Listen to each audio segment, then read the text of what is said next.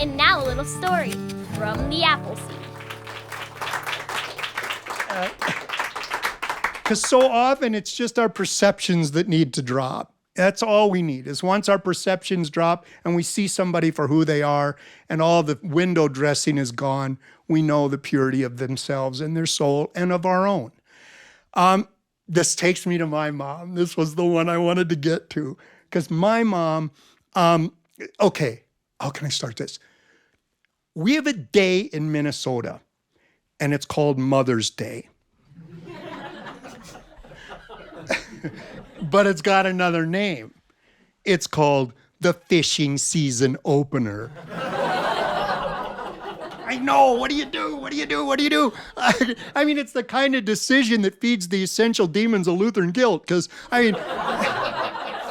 you got a mom, but you got a fish.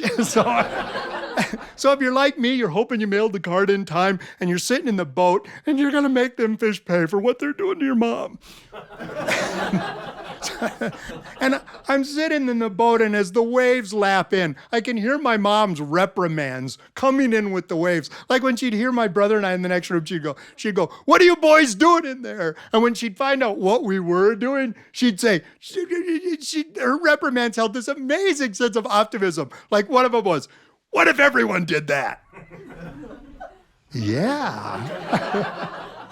Yeah, what if everyone did roll up my brother into the carpet like a giant insane Pez dispenser? That would be great.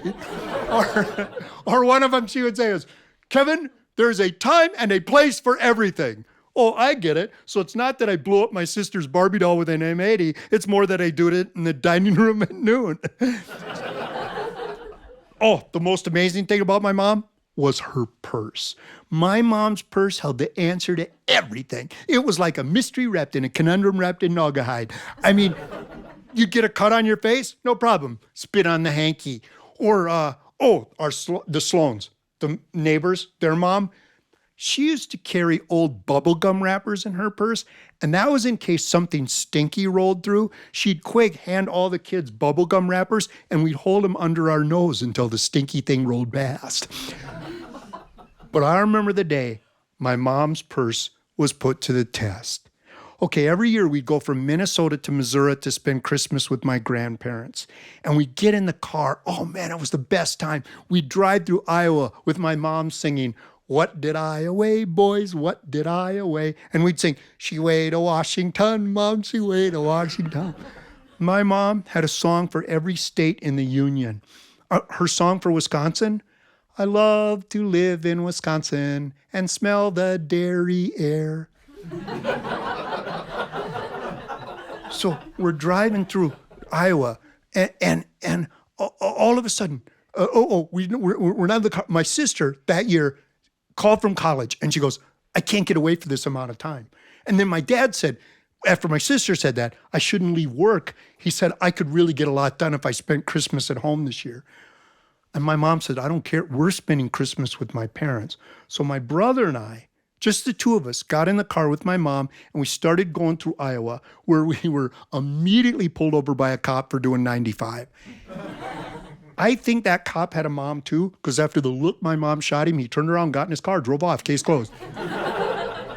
We get down to Des Moines, Iowa, and we're going through Des Moines at about 30 miles an hour. All of a sudden, there's this clunking, tearing racket underneath the car, like a piano and a plumber falling down the stairs. And my mom pulls into this rest stop, and they take the car into the garage, and then we go into the restaurant that's next door. And we're sitting in one of those big Naugahyde booths, right? And we're sitting there, and my mom leans forward onto her hands. And the guy comes in, a mechanic, and he goes, "Your transmission is shot." And he said, "It's going to be 2 or 3 days before we can get parts up from Kansas City. And I'm sorry, but you're stuck here for 3 days." We're going to miss Christmas with my grandparents. So my mom leans on her hands and she starts to shake. And me, being in junior high, did what I could to make matters worse. I said, "If Dad were here,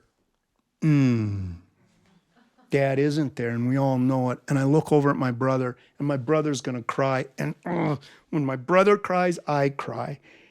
But right before the tears started to flow, my mom reached in her purse, And she took out a drinking straw wrapped in paper. And she tore one end off of the straw and slid the paper down the straw until it formed like this tiny concertina at the bottom. Then she pulled the straw out of the paper, dipped it in her water, and said, "Watch this, boys, the magic snake." And she put a drop of water on that scrunched up paper, and it started to move and unwind, like a snake. And then it stopped. I have to say, it's probably the lamest trick I've ever seen. And we're sitting there looking at a wet piece of paper. And now my mom leans forward on her hands, and now she starts to shake. And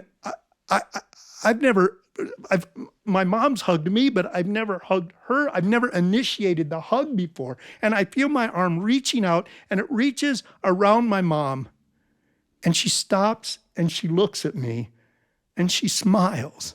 And she hugs me and she starts laughing. And my brother sees my mom laughing, and so he starts laughing. When my brother laughs, I laugh. And I grabbed 2 of the white non-dairy creamers. I shoved them in my eyes and started singing, "The sun will come out tomorrow." And then my brother saw how long he could keep a milk bubble on the end of his tongue. And we kept our talent contest going until the table was strewn with garbage. And the waitress walked up and said, "What if everyone did that?" But my mom, like a candle to the dark. So this year, the boat may have my body, but my heart will be with my mom. Happy Mother's Day, Mom. Thanks. Thanks for joining us for a little story from the Appleseed.